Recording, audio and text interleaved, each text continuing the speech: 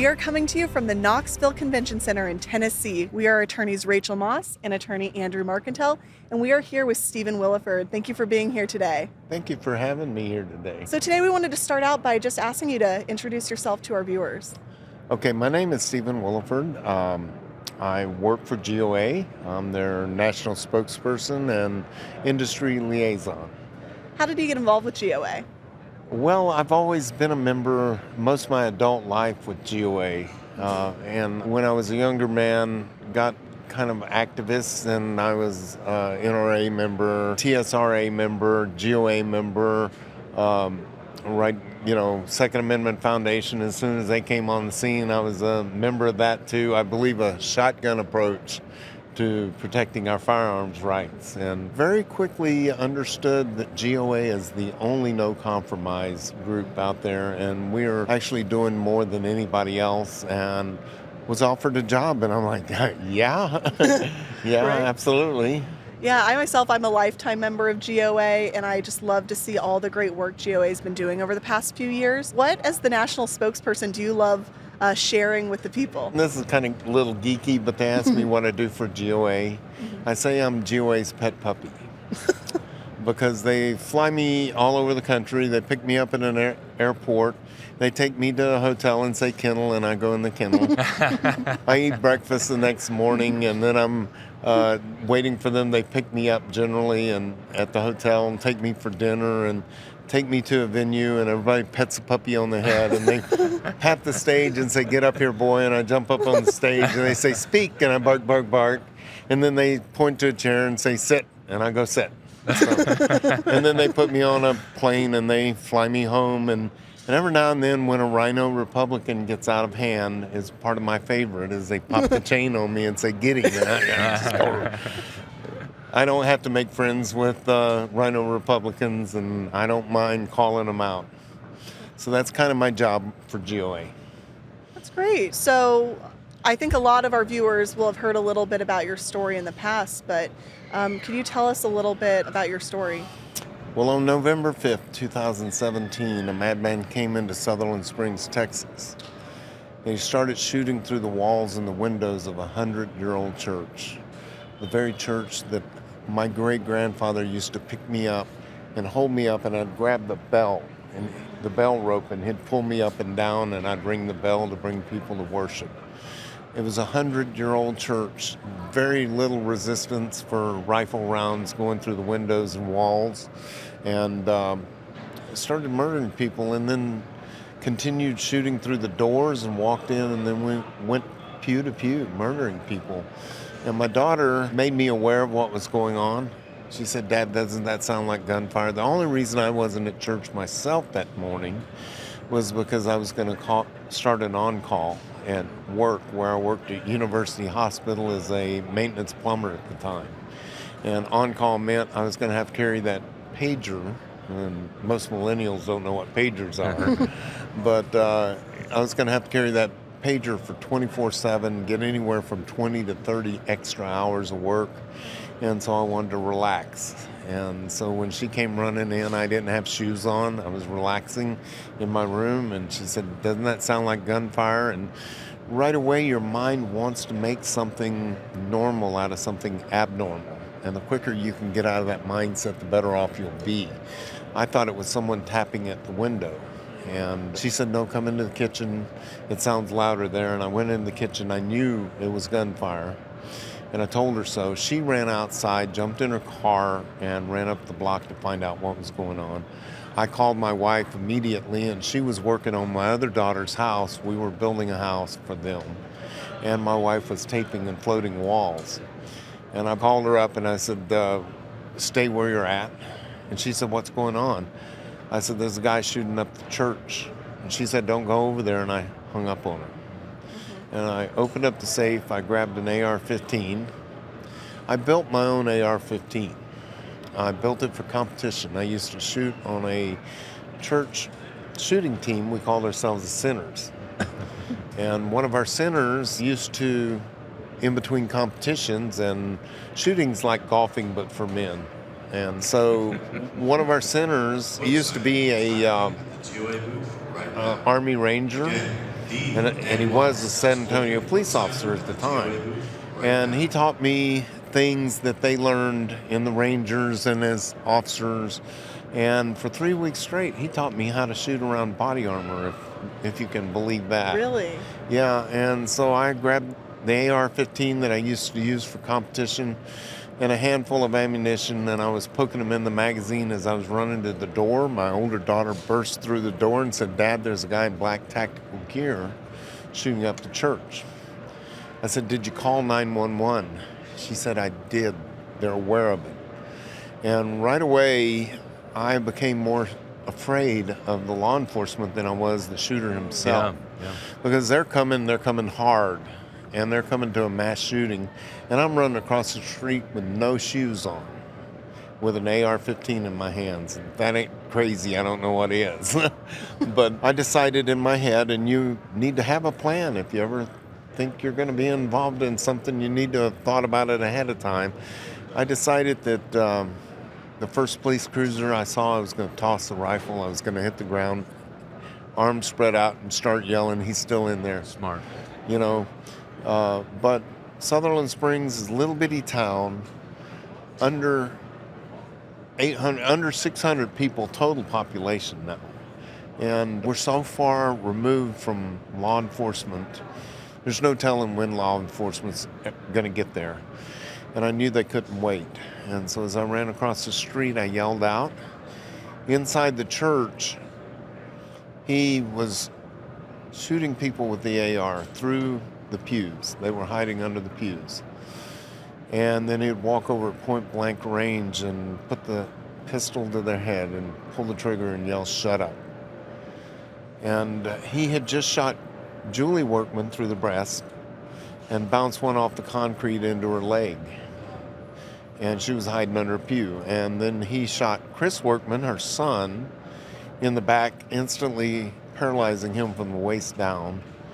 And Chris said he walked over and he was pointing the pistol directly at Chris. And he said, "I was ready to meet Jesus." And he said, "I heard you yell."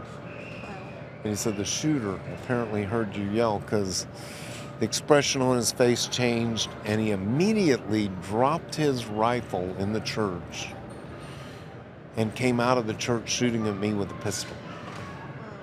And he started flinging rounds around me, and I saw this guy with Class 3 body armor, ballistic bulletproof helmet, shooting at me, and I was like, "Ooh, what'd I get myself into?" I ran behind a Dodge pickup truck for cover. He hit the truck in front of me. He shattered the windshield of the car behind me. He hit the house behind me. I hit him in the left chest.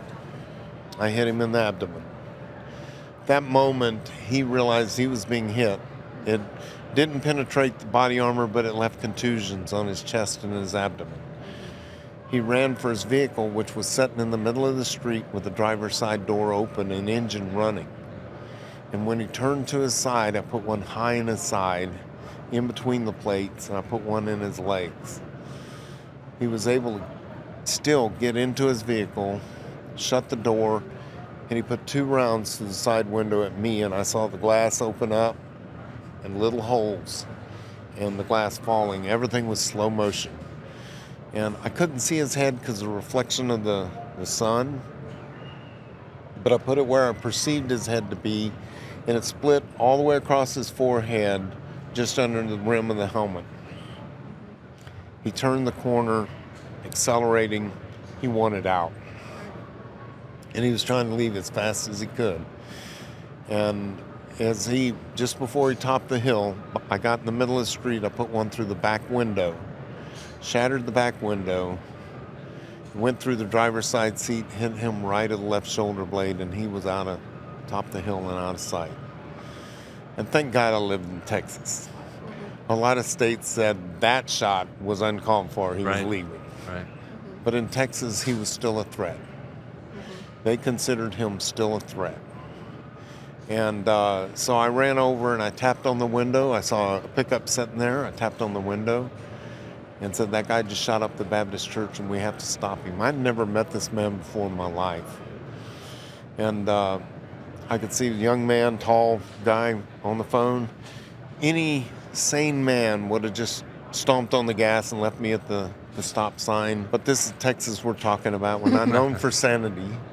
So next thing I heard were the locks come open, crawled up in the cab of a truck, had a white Western hat on, feathers sticking out of the hat, had a toothpick hanging out of his mouth,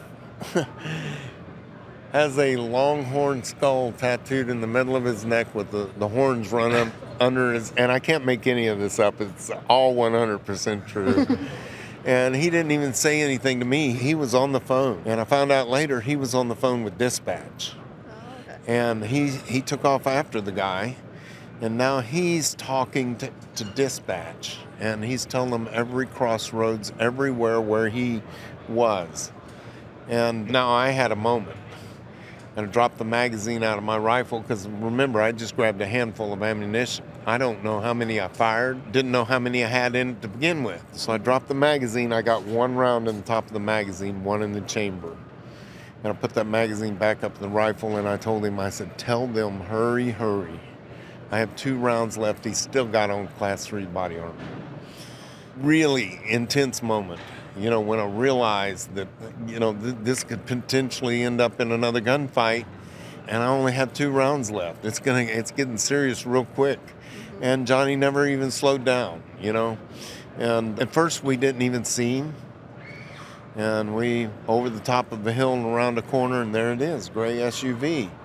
No back window. I shattered the back window. That's him. That's him. We're catching him.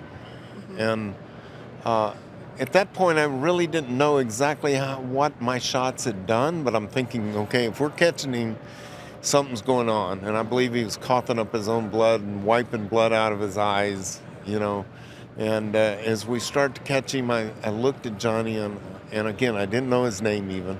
And I said, if we catch him, you're going to have to put him off the road. And he just looked at me and said, yep, I already figured that. Wow. And he was probably thinking, I always wanted to try a pit maneuver. But the guy recognized that we were chasing him, and he went into the bar ditch and stopped with a road sign less than 2 foot from his front bumper.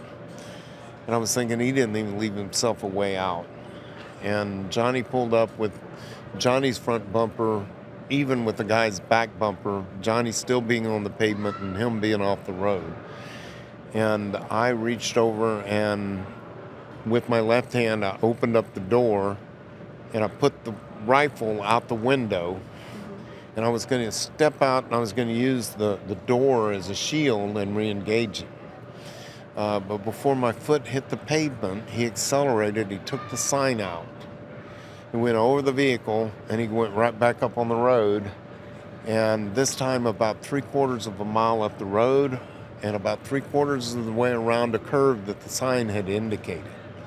And this time he swerved off to the left, ran down the hill, through a fence, and stopped out in the field about 50 yards from us. And I told Johnnie, I said, just get down below the dash. You don't want to catch a bullet. Just stay below the dash. And Johnnie did whatever millennial would do. He pulled his phone out and started live videoing, live streaming to Facebook. And I got out and put the rifle across the hood again. And I'm going to tell people out there, the police always respect police. The police are coming to save your life, and they don't even know your name. And they're gonna risk their life for you, and they don't even know your name. Never disrespect police. But when seconds count, police are minutes away. And for the most part, police show up at a scene, mop up the blood, take evidence, and hopefully arrest somebody. And hopefully some judge doesn't let them free. So you are your own first responder. But I never wanted to see red and blue lights more than that moment. I'm standing there with no shoes on, over the hood of a truck with a rifle pointed at a vehicle, and I'm yelling, get out of the vehicle, get out of the vehicle. And I may have used some real colorful language, and I don't normally do that, but I was really angry. Understandable. And I remember at one point yelling, where are the police? Well, the police were 5 to 7 minutes behind me. 5 to 7 minutes is an eternity. I'll bet that was excruciating. And finally, I heard off to the left, driver, get out of the vehicle with your hands up. And I turned and looked up the left. And it was a police officer standing behind the door of his police cruiser with a pistol in his right hand and a microphone in his left, standing behind his door. And he was about 50 yards farther up the road than me. And he keyed the mic again. He said, "Driver, get out of the vehicle with your hands up." When that happens, when the police get there, the police may not know who you are, may not know what's going on. I wanted to make absolutely sure that everything's cool. Mm-hmm. I laid my rifle on the hood of the truck, and I started back to the back of the truck, my hands up, fingers wide, and walking back.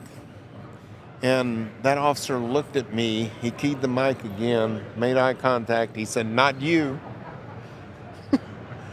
I was like, okay. Figured out you were the Must good have been guy. good to hear. Okay, you know who I am. So I went back over and I picked up the rifle again and I held it for another 5 or 6 minutes or so before other officers started showing up. This time they were getting AR-15s out of the car and stuff, and I knew I was done, so I pulled the rifle off and laid it on the toolbox of Johnny's truck, and now I'm trying to get my feet into the shade because it was 90 degrees that day in Texas, and my bare feet were getting a little bit warm.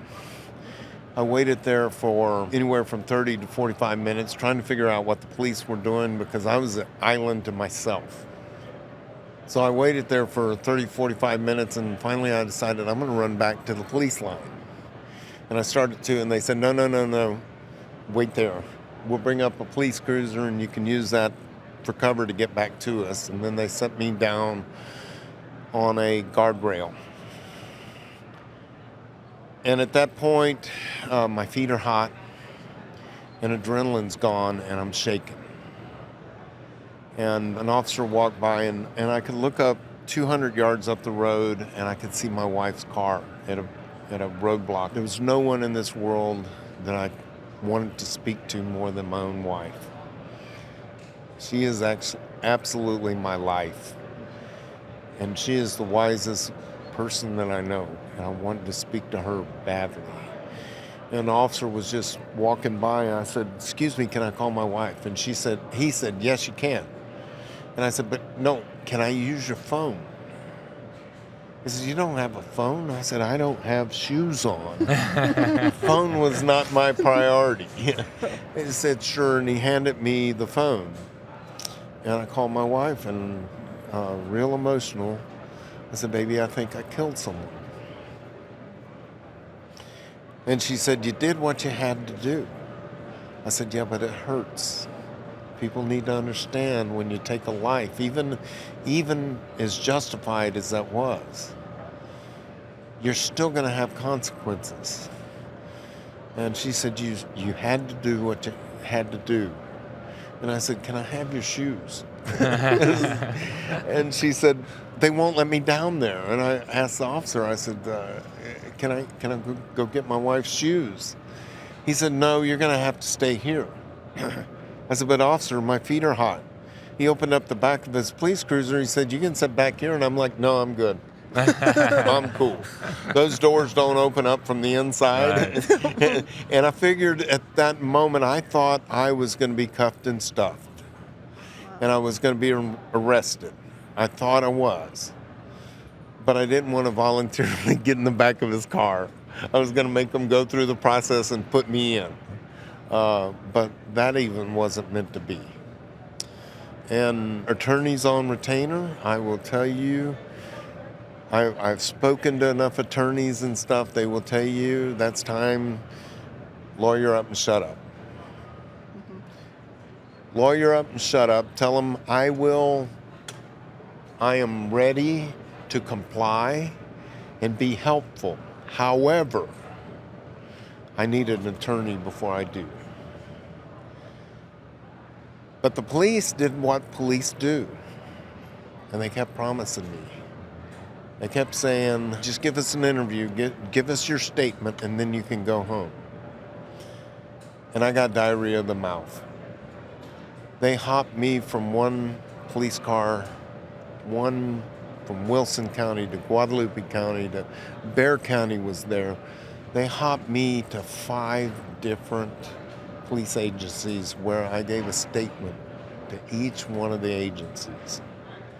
And they said, when the Texas Rangers get here, and the Texas Rangers in Texas are the ultimate in law enforcement, said when the Texas Rangers get here, they'll take over the scene. You give them a statement and then you can go home. I waited 4.5 hours at the crash scene. Everything just wheeling in my head. Finally, the Texas Rangers got there and they put me in the police cruiser with them, and I gave my story once again. Wrong, but I gave my story once again. And then he looked at me, he said, Mr. Willeford, you can go home now. He said, but don't plan on leaving town anytime soon. It sounded like an Old West or something. Don't plan on leaving town anytime soon. I was like, oh, great. And I started that long 200-yard walk back to my wife's car and just trying to wrap my mind around the whole day's event.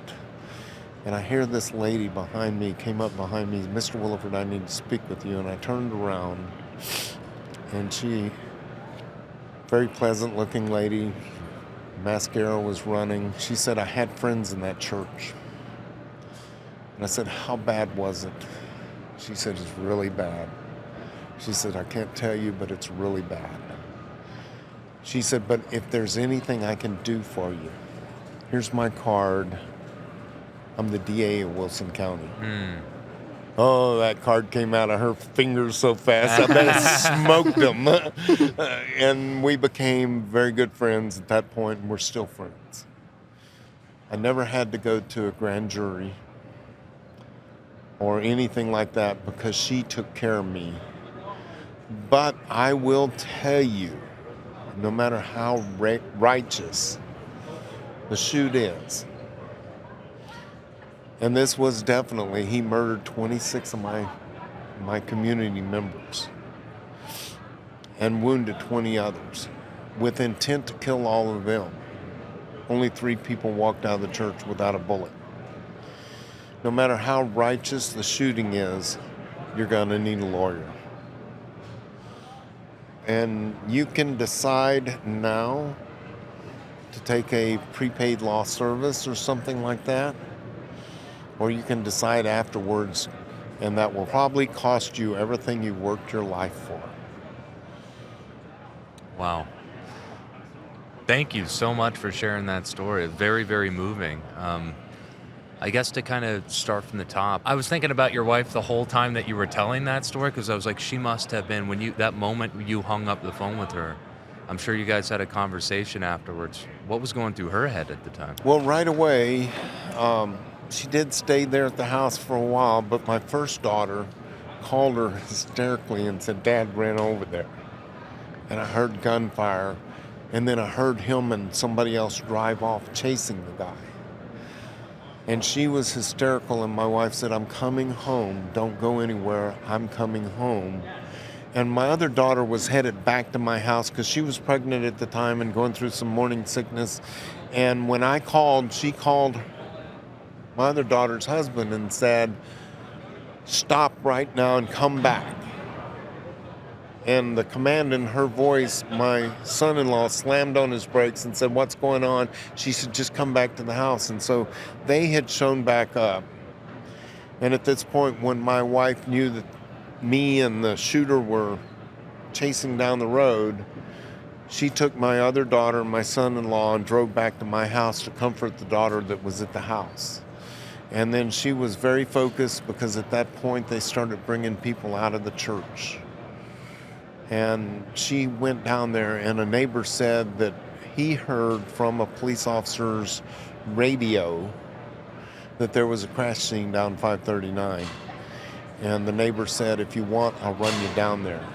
And so she jumped in the car not knowing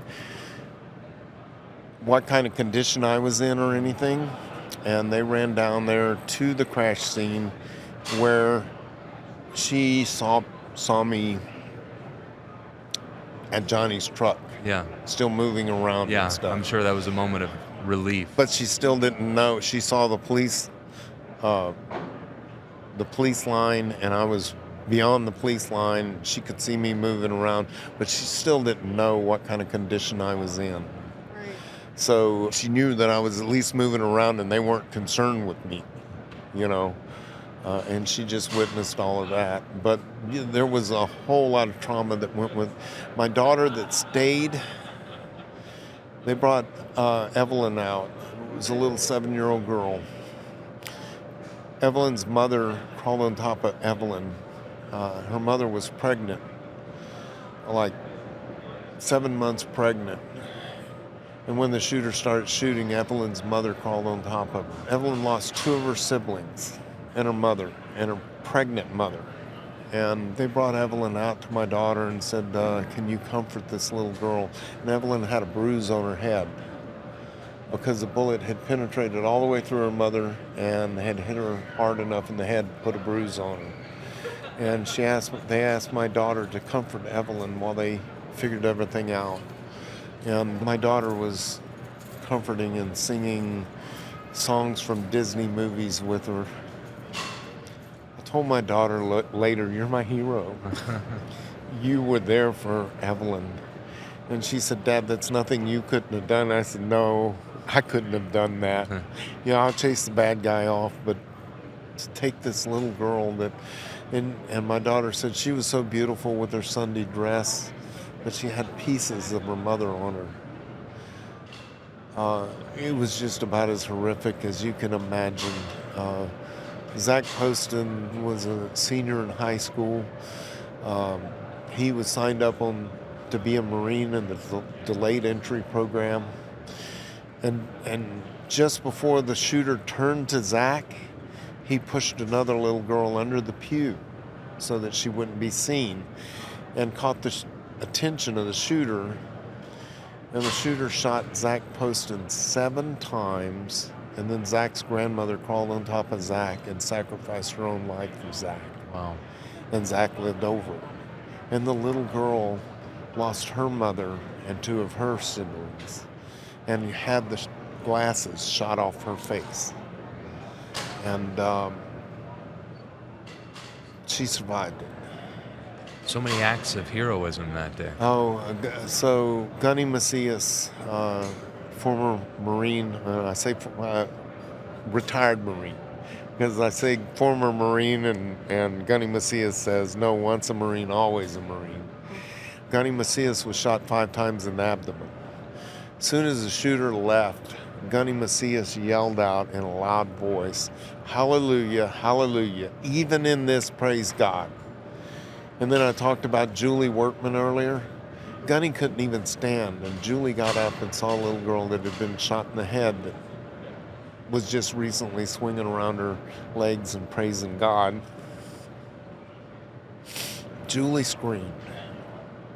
And Gunny Macias said, "Julie," yelled at her in his Marine voice, "Julie, we need you. You were made for this moment." Julie was an emergency room nurse, still bleeding from her own wounds, and I talked about her earlier. Yeah. She got up and started tying tourniquets and saving lives in the church. And then that little 7-year-old girl that I told you about that Zach had pushed under the pew said, "Gunny, I'm scared." And Gunny started singing "Jesus Loves Me" with her. Wow. So many acts of heroism that day. It's really absolutely inspiring, and I'm so thankful that you survived to tell this story. Because these aren't the stories that the media likes to tell about guns. No, it isn't. It isn't. And if you ask my community if they want to ban AR-15s, it was an AR-15 in the hands of... So let's look at the FBI stats. We'll get back and cold hard facts, and emotions always win over facts.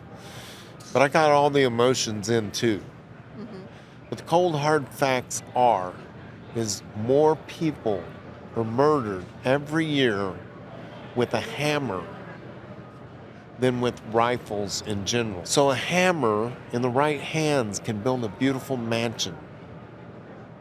And a hammer in the wrong hands can murder somebody brutally. AR-15 in the wrong hands can murder people in a church, or in the right hands can save people in a church. An AR-15 or a gun, a firearm, in any form is not evil or good. It's a tool. And there's still more good people out there than there are bad ones. We still outnumber them. And if you want to look at the worst mass murders in history, it's portrayed by governments. Against unarmed citizens. Against unarmed citizens. Genocide, whether it's the Russian Revolution, whether it's Nazi Germany, whether it's Mao Zedong in China, whether it's... And they say, oh, well, that'll never happen nowadays. And I say human nature never changes. Venezuela. Human nature never changes. When somebody gets so much power and they want to continue with that power, then they're going to try their hardest to oppress the people around them to maintain their power. And our founding fathers were brilliant. I think they were God-inspired. They were brilliant. And understand, our Second Amendment wasn't telling us we have the right to own guns. It wasn't the government granting us the right to self-protection. The Second Amendment was understood as a God-given right. And what the Second Amendment does is keep the government from infringing upon that. And Ben Franklin, when asked what kind of government they had, he said, a republic if you can keep it. The Second Amendment was designed to help us keep it as long as we can. To keep it from a tyrannical government, so some government, some dictator doesn't take charge of this country and just decide that it's going to run rickshaw over all of our children. This is about our children and our children's children. I have 8 grandbabies. Ronald Reagan said that we're no more than one generation away from it. Freedom is no more than one generation away from extinction. It wasn't passed down through the bloodline, but it must be fought for and protected and handed down for the next generation to do the same. Let it never be said that it was my generation that failed to stand when tyranny stood. You made a really, really good point when you were talking about you were lucky that this happened in Texas. Mm-hmm. You were lucky this happened in a jurisdiction where they're more friendly to heroes like yourself. Because certainly the point of your story where the murderer was driving away and you discharged around, there are certainly jurisdictions in this country where a prosecutor would strongly consider bringing that charge against the person who they would say, oh, this person's no longer a threat. And so, yeah, you were lucky in many ways that this happened in a jurisdiction where they're going to be more friendly to people like you. Well, and absolutely, and Texas is a good example. You know, I'm from Texas, and a lot of other states think Texans are arrogant. I tell them we're not arrogant, we're just right. So again, the Texas Rangers, they took my rifle for evidence. Obviously they would. And then they invited me to Frisco, Texas for their annual rally. They have a seminar or whatever, they call it Riot. And it stands for Robbery Investigation of Texas, where they awarded me a brand new Sons of Liberty Gunworks rifle with a aim point patrol on it. That's a very high quality AR-15, and it was awarded to me by Texas Rangers. That's an honor right there. Oh, I love that rifle. I love that rifle. And then 9 months later, in some states, I wouldn't have never got my rifle back. 9 months later, I got my rifle back, and they came to the church with the sheriff from Wilson County and with the Texas Rangers, and they gave me my rifle back also. I know you spoke to the DA the same day who indicated that she wanted to help you. Yes. Was there ever any time that did it take them any amount of time whatsoever to kind of rule you out of any wrongdoing, or did you feel like you were being investigated for any amount of time? Right away, they basically said, and again, I told my story where I shouldn't have, but they did talk to the people that were neighbors that saw what happened. And they talked to the people in the church, and real honest, and this goes to what y'all talk about. I didn't remember the story completely straight at that moment, and that's why they give police 48 hours before they even talk to them about it. Some of the details of what happened, and they. This is real honest too. Because when they started interviewing me, their big question was, when he came out of the church, did he have a pistol? Did he have a rifle? He had a pistol. Are you sure? Yeah, he had a pistol. You're positive he had a pistol. Everybody else said he had a rifle. Honestly, I knew he had a pistol, but everybody else said he had a rifle. It made me start thinking about, no, and I held my line. No, he just had a pistol. But he dropped his rifle in the church. But I didn't know that.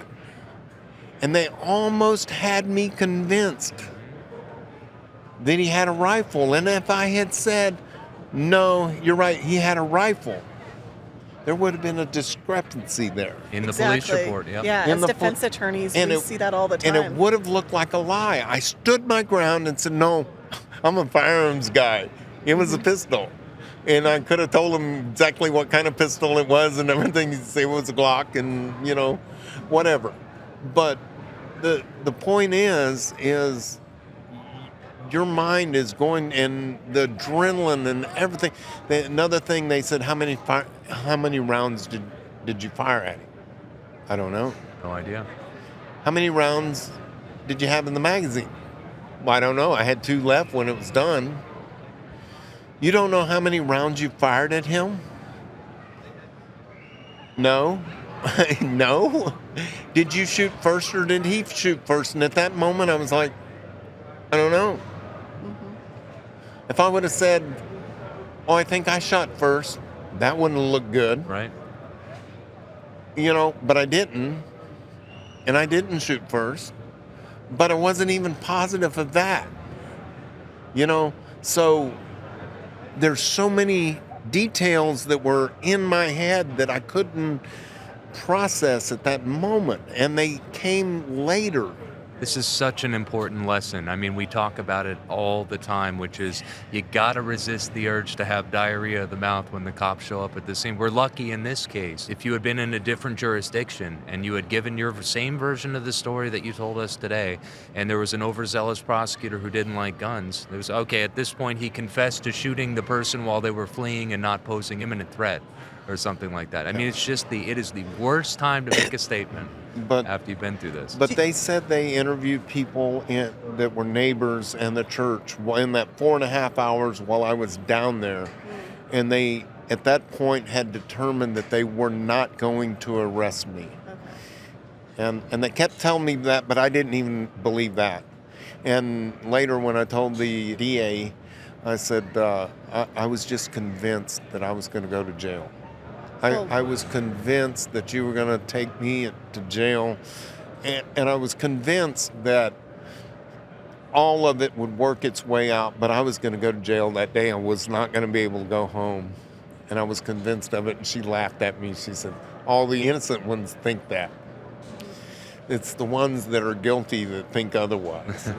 Well, we see all the time in cases we've worked on where innocent people have been taken into custody that same day. We had to work to get them released from custody. So it's very scary. I know anytime you're in a self-defense situation. Looking back, do you feel like it could have been useful to have had an attorney there? Oh, yeah. It absolutely would have been useful. Again, mine was so high profile. And again, when the press interviewed the sheriff of Wilson County, it did help a whole lot the fact that he said, heck, I've known his mother since I was this tall, and held his hand underneath his knee. My mom and his older sisters were best friends. And my mom used to do sleepovers at his house when he was a little boy. So he knew my mom, he knew my family, and that was the sheriff of Wilson County. So he knew who I was before the shooting. So that all played in, he knew my family, and that all played into it also. Definitely. Well, I think there's just so many reasons as criminal defense attorneys, especially, why we feel that your story is so important to be shared. Because so many things you went over are things that we tell our clients all the time and our attorneys on retainer members. The first thing you mentioned that you had a lot of training before this. This is something we tell our members all the time, that it's really important to go get training if you're going to carry a firearm. And then from there, the fact that you kept in mind the whole time, what am I going to do when police show up? When people call us on our emergency line for attorneys on retainer, we always advise them, your safety is a priority here. When the police show up, we want to make sure that you do not get shot. So thank you so much again for sharing your message. You truly are a hero, and we're grateful we got to hear your story. I'm just an old redneck. You're a hero, and there's also, I appreciated the part of your story where you talked about the other acts of heroism that happened that day. I hadn't heard about most. I was familiar with your story, but hadn't heard that so many other people really stepped up. Well, I want to mention the first officer that was actually on the scene at the church, Hank Farnett. He blasted straight into the church with his AR-15 ready to do battle.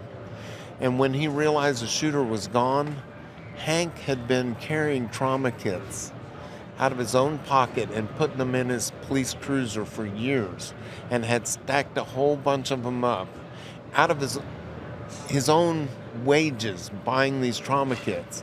And when he realized the shooter was gone, he ran back out, opened up the trunk, and started passing out trauma kits, and he tied 4 tourniquets himself before EMT ever got there, and shared them with Julie so she could tie tourniquets and stuff. And so that was above and beyond being an officer. It's an amazing story. It's just crazy, and there's just so many people and we're friends now. Hank and I are good friends. We go have dinner together all the time. And my police department there in Wilson County, the sheriff's department, is my best friends. I wave at them everywhere I go, and they know me. Well, Stephen, I feel like I could talk to you all day, but I heard we're running out of time here. But I want to give you the chance if there's anything else you wanted to share, or if you wanted to plug GOA a little bit more, just let us know. Please, people, because we are fighting. We are the only no compromise here. There's other groups, and again, I believe in the shotgun approach to protecting your guns. Go out but sign up for GOA first before you sign up to any of the rest of them. And you can find us at gunowners.org. Look around. Love for you to sign up as a life member, and they'll even work it out on payment plan for a life membership. But go to gunowners.org. We also have a Patriot membership, so that would be a monthly contribution. It could be $25 a month for as long as you want, and you can cancel it whenever you want. Go to gunowners.org and watch us in the news. We are in the news constantly. We are the ones that are fighting the pistol brace ban, fighting the frame and receiver ban, fighting the modern sporting rifle in Illinois, and Prop 114 in Oregon. We're doing it all. We don't pick the fight. The fight picks us because we don't believe in any of it. Thank you.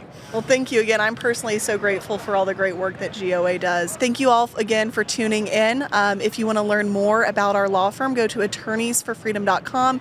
You can get to know the team, get to know a little bit more about what we do. You can also go to attorneysonretainer.us to learn about the Attorneys on Retainer program. It's a great self-defense protection program. And then as well, if you're already watching this video, take time to like, comment, share, and subscribe. Thank you again for tuning in. Peace. Peace. Peace. Awesome.